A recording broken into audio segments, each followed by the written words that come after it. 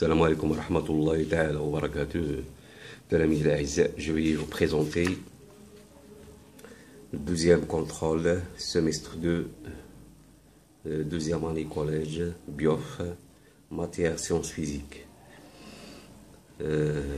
Exercice 1, donner la définition de la chambre noire, la lentille, l'avergence d'une lentille. Deuxièmement, répond par vrai ou faux.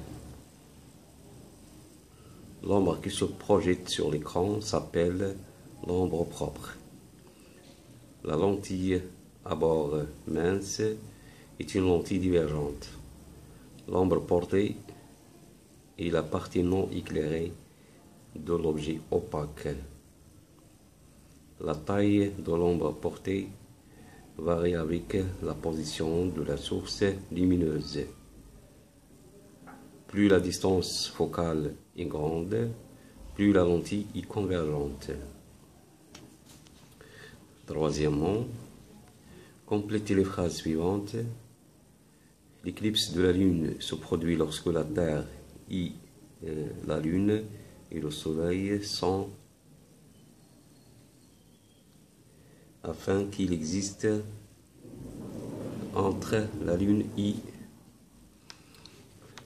deuxième théorie, tout rayon incident parallèle à l'axe d'une lentille émerge en passant par un point appelé et toujours symbolisé par la lettre. La distance entre ce point et le centre optique est appelée. La troisième théorie, la lentille à bord mince est une lentille et celle à bord épais est une lentille.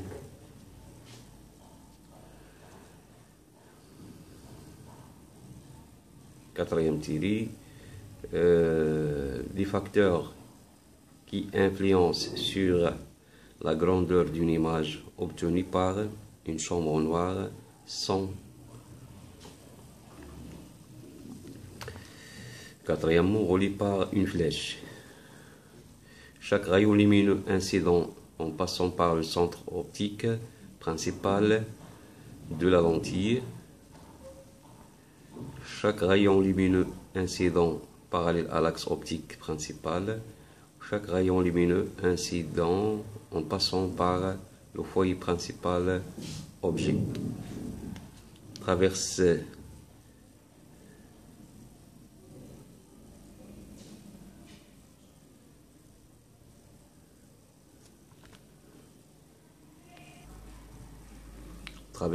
la lentille en passant par le foyer principal image, passe sans déviation, émerge parallèlement à l'axe optique principal. Cinquièmement, compléter le trajet des rayons lumineux.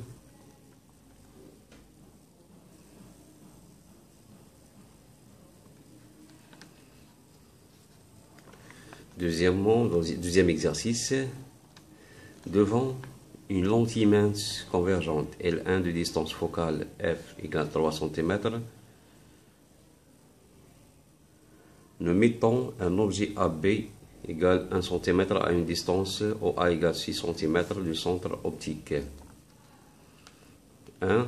Calculer la divergence C de cette lentille. Deuxièmement, construisez l'image A', B' de l'objet AB. Donc voilà l'échelle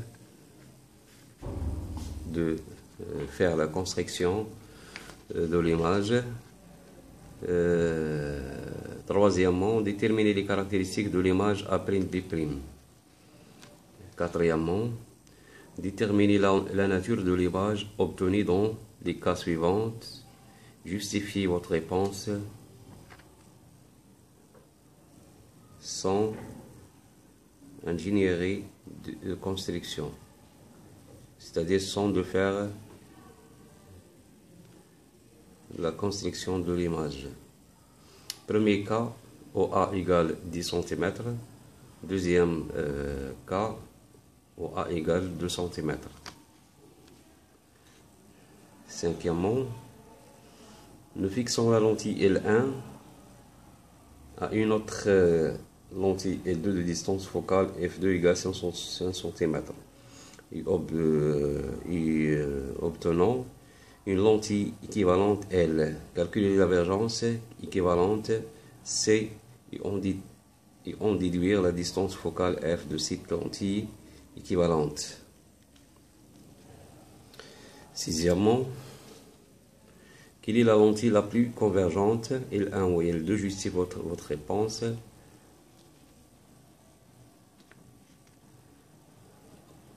On a la figure suivante. Source ponctuelle. Voilà des ombres. Quel est le nombre de ce phénomène? Deuxièmement, donnez le nombre de chaque nombre de la figure. Exercice 3. La figure suivante représente le Soleil, la Terre et la Lune. Dans cet ordre sont alignés. Tracez les rayons lumineux incidents du Soleil. Deuxièmement, est-ce une éclipse lunaire ou solaire, totale ou partielle?